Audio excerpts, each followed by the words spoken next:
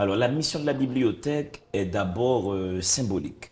La Bibliothèque nationale a pour responsabilité de sanctuariser toutes les intelligences qui sont en circulation en Haïti. C'est de sanctuariser toutes les intelligences qui sont en circulation en Haïti. Que signifie ce verbe sanctuariser? Sanctuariser quelque chose, cela veut dire rendre quelque chose intouchable, protéger et même sacré. Le mot sanctuariser vient du mot sanctuaire, qui veut dire tout simplement protéger quelque chose contre toute forme de modification. Donc, si je dis m'a sanctuariser yon bagay, c'est-à-dire m'a rendre sacré, empêcher toutes sortes de modifications à quelque chose. On va dire par exemple, il faut sanctuariser la liberté académique. Cette liberté, les amis, doit être sanctuarisée, rendre intouchable, protégée, sacré. On va dire par exemple, le gouvernement veut sanctuariser le budget de l'éducation, rendre budget éducation intouchable, empêcher le subir toutes sortes de modifications, donc il voulait garder de façon sacrée, sanctuarisée. Protéger quelque chose contre les attaques, contre les réductions, contre tous les changements possibles, toutes les modifications. On parle de sanctuariser. La mission de la Bibliothèque nationale, c'est de sanctuariser toutes les intelligences qui sont en circulation en Haïti, c'est-à-dire c'est rendre toutes ces intelligences-là intouchables, protégées et sacrées, sanctuarisées. Donc c'est normal qu'il y ait plein de problèmes dans tous les secteurs. C'est parce que malheureusement, ce pays n'a pas une économie forte.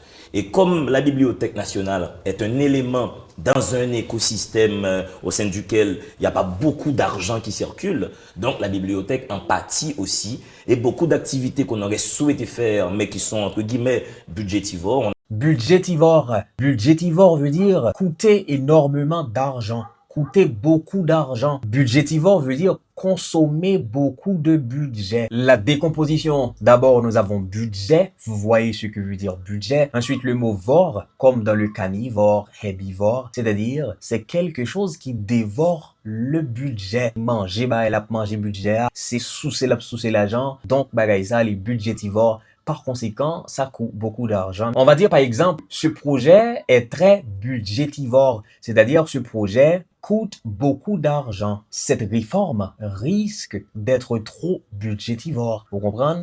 Réforme dans son bon réforme là, puis d'accord, oui, mais j'en moi, bah, qu'on a bien assez l'argent pour lui, il a coûté trop l'argent budgétivore. Absolument. Et celui qui lit, il est compétent, il peut occuper des fonctions respectables et il peut avoir un travail et gagner de l'argent en lisant. Mais les gens sont malheureusement dans cette infobésité. Malheureusement, les gens sont dans cette infobésité. Attention, mot ça, c'est un mot qui peut être un nom particulier, mot ça relé mot valise. Moi gagné pour me faire une vidéo pour me expliquer ou qui ça mot valise là. En réalité, dans qui ça veut dire infobésité. D'abord, c'est un mot qui formé à partir de deux autres mots. Nous gagnons premier partie c'est info qui sorti dans information et deuxième partie mot qui c'est bésité lui-même qui sorti dans obèse. Obésité, infobésité, c'est une surcharge d'informations. Être dans l'infobésité, c'est-à-dire être submergé par trop d'informations. Donc, composer des infos plus obésité, cela renvoie à une certaine surcharge informationnelle, infobésité. On va dire par exemple, avec les réseaux sociaux, nous sommes dans une véritable infobésité. Est-ce que là, avec tous ces réseaux sociaux, ça, information sorti pour un, ligue un gars et tout côté. Les gars et tout côté, s'il te vini, même j'en te sorti, y a pas de problème, non? Tout le monde met petit grain de sel par yo. Info plus obésité, c'est donc une certaine surcharge informationnelle. On va dire par exemple, l'infobésité nuit parfois à la concentration. Tout ça, les sorti dans yon bagay qui est infobésité et donc submergé par trop d'informations. L'infobésité décrit l'excès d'informations, mais également une certaine surcharge mentale, mais surtout la difficulté à trier les données. Ou pas qu'on ça vrai, ou pas qu'on ça pas vrai. Et donc, c'est ça, l'infobésité. Mais les auteurs haïtiens remportent des prix prestigieux un peu partout à travers le monde. Si on veut garantir, on va dire, la pérennité de cette réputation, si on veut garder la pérennité de cette réputation, pérennité. Que veut dire pérennité? Pérennité vient de l'adjectif pérenne. Donc pérenne veut dire quelque chose qui dure. Pérenne, c'est quelque chose à caractère durable, qui a une capacité à durer dans le temps. La pérennité. On va dire par exemple, cette réforme vise à agrandir la pérennité du système éducatif. C'est une réforme qui visait un objectif pour grandir durabilité, pérennité, système éducatif. On va dire par exemple, il faut assurer la pérennité de l'entreprise. Nous gagnons une entreprise, attendez bien, nous pas manger comme là, monsieur, nous pas doit manger pâté à comme là, nous pas doit et bien bien à comme là. Faut nous faire sûr que nous